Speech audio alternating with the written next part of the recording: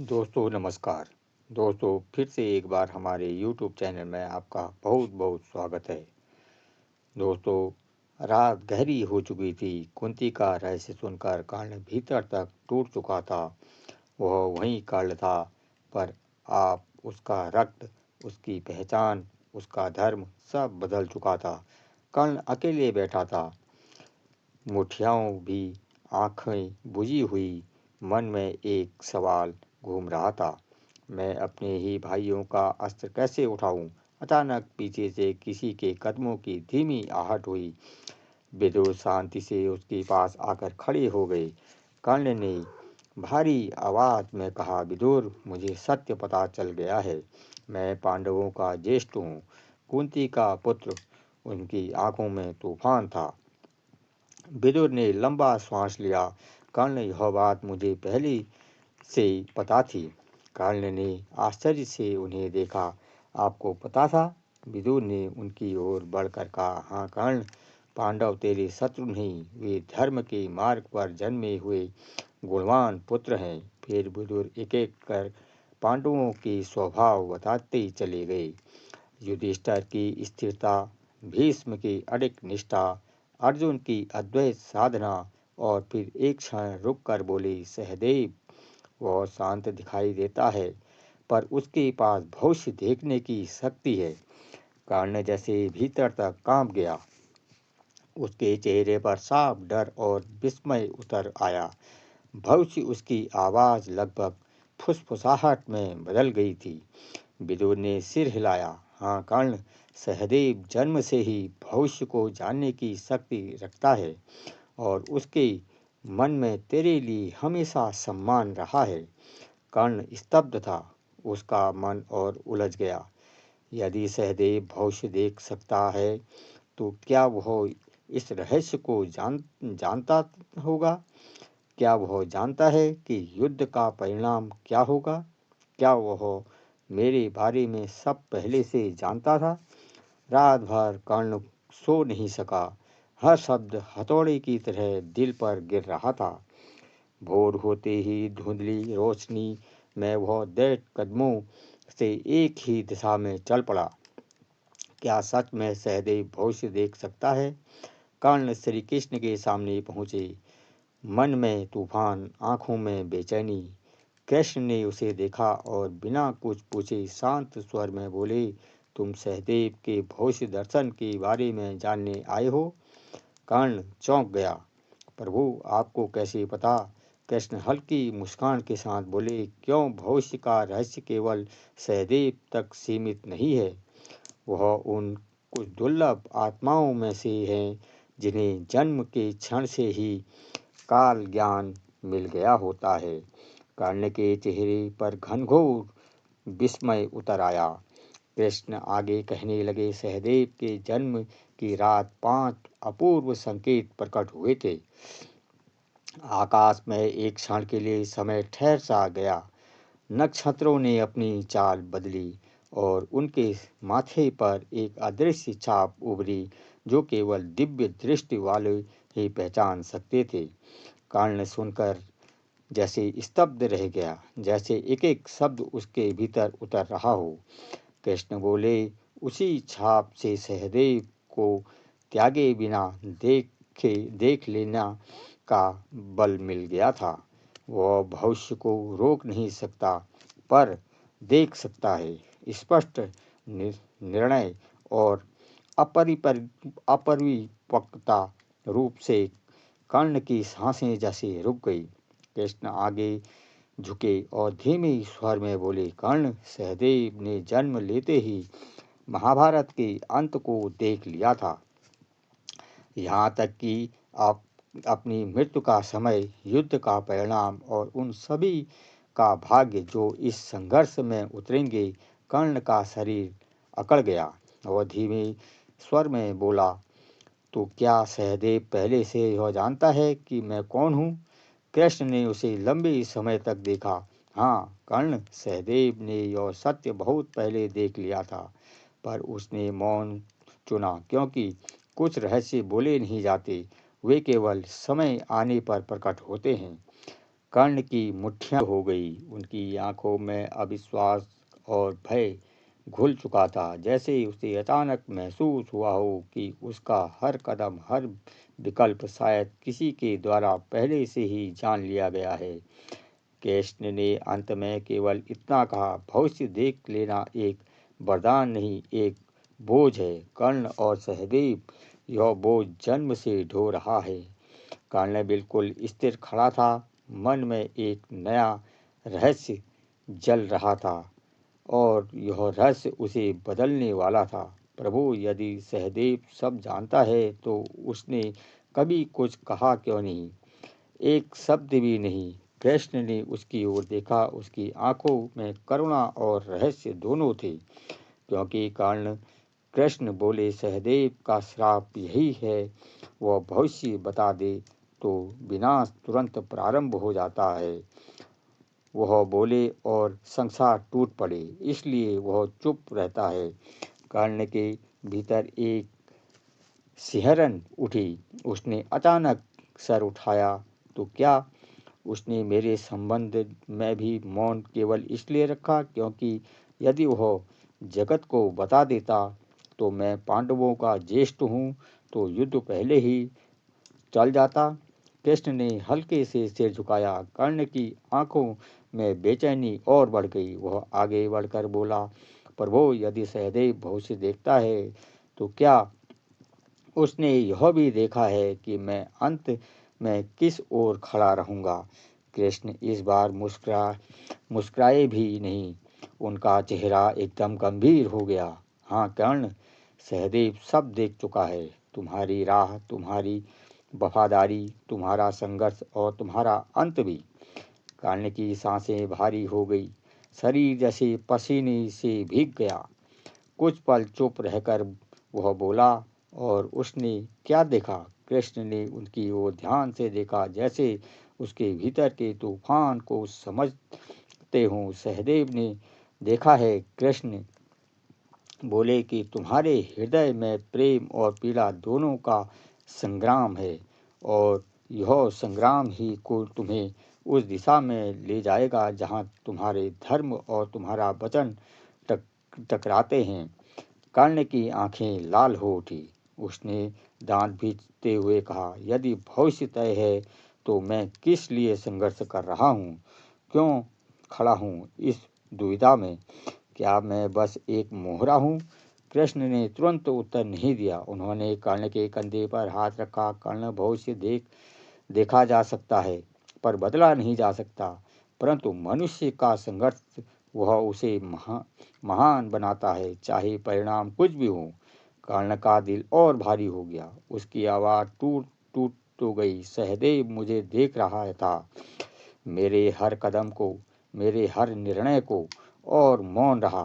कृष्ण ने अंत स्वर में कहा, सहदेव ने तुम्हारे लिए मौन इसलिए रखा क्योंकि तुम्हारी कथा अधूरी थी और उसे पूरा करने का अधिकार केवल तुम्हें था।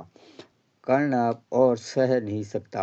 आसमान की ओर देखकर उसने धीमे दर्द भरी स्वर में कहा, यदि भविष्य चल चुका है तो मैं किसके लिए खड़ा हूँ? हे माधव, अपने भाग्य के लिए या अपनी पहचान के लिए? कृष्ण ने उत्तर दिया, इसी प्रश्न का उत्तर तुम्हें युद्ध भूमि में मिलेगा कर्ण, और वही उत्तर तुम्हारी कथा को अमर बना देगा। कर्ण चुप खड़ा रहा, दृष्टि दूर कहीं जमी हुई थी। सही गलत, धर्म वचन, जन्म परवरिश, सब एक साथ उसके भीतर गूंज रहे थे। और इसी गूंज के बीच कर्ण को महसूस हुआ, उसका जीवन अब एक और रहस्य की ओर बढ़ने वाला है। कर्ण वहां से लौट चुका था और भीतर का तूफान शांत नहीं हुआ। कृष्ण के शब्द उसके दिल में गहरे उतर गए थे। सहदेव का रहस्य, भविष्य की वह झिलमिलाती छाया, और स्वयं का रक्त सत्य जो इसके इतने वर्षों बाद प्रकट हुआ, सब मिलकर उसके भीतर एक अजीब सा भार पैदा कर रहे थे। कर्ण धीरे धीरे रणभूमि के उन सुनसान किनारे की ओर चला जहां हवा भी रुक सा चुकी थी। उसके कदम भारी थे, जैसे हर कदम पर प्रश्न लेकर बढ़ रहे थे। उसे महसूस हो रहा था कि जीवन अचानक किसी अदृश्य धागे से बंध चुका है। धर्म एक ओर था, वचन दूसरी ओर, और इसके बीच खड़ा कर्ण, जिसे ना तो अपने अतीत का अधिकार था और ना ही आने वाले भविष्य पर। कृष्ण ने जो बताया था वह कर्ण को भीतर तक झकझोर चुका था कि सहदेव ने जन्म से ही सब देख लिया था, कि उसका रास्ता तय था, कि उसका अंत एक ऐसी जगह लिखा है जहाँ उसकी महिमा भी है और उसकी पीड़ा भी।